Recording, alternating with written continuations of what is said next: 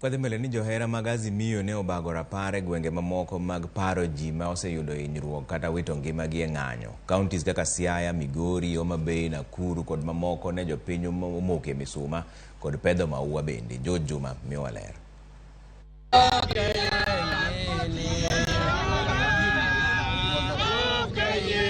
E chopo kwayo mane ogol kotend Azimio la Umoja mar Bagalam ne jogo mane owito ngimagi kaachiel kod mago manohinyore e kinde ng'anyo, oganda e kaunti ma Migori, Homa Bay, Siaya kaachiel kod Nakuru ne obagalam.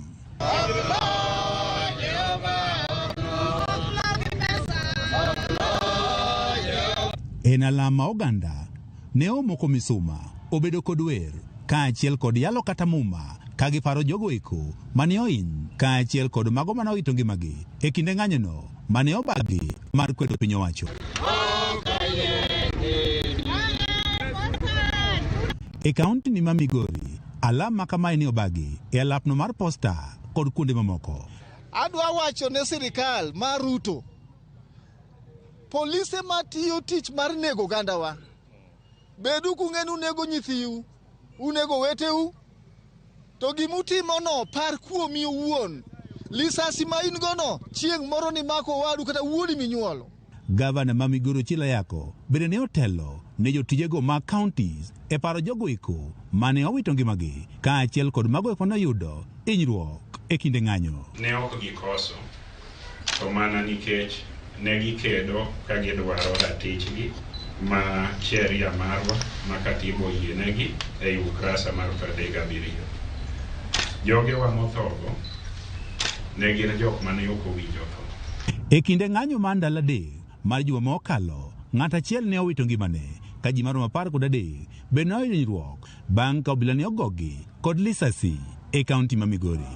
To e kaunti ma Homa Bay, gavana ma kono Gladys Wanga ne otelo e chenro ni mar alam mane obagi e chula mar Usinga. Wanga mane ose obila kuom tiyo kod teko mathoth kuom jogo mabago ng'anyo ne owane piny owacho mar kaunti ma Homa Bay dhi chung' e chenrogo mag thieth ni jogo eko mane hinyruok e kinde mar ng'anyo kaachiel kod siro familia mag jogo eko mane owito ngimagi. I also would like to say, as Governor of Homa Bay, that we have visited with all the victims of police brutality within Homa Bay County. We have made a commitment that we will take care of their medical bills.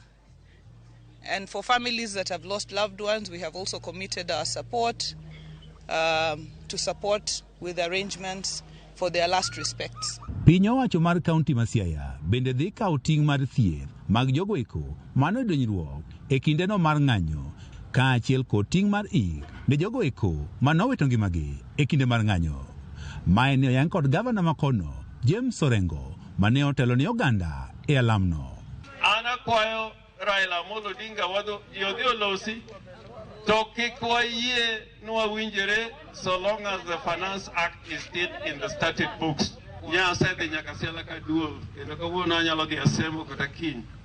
Lietegi duto wadwaro wan kwariwore gotare to gi spika gi hawa moko gi sirikal ma Siaya wan mobiro chung' e weche mag loso liete mag jowa mosewewa.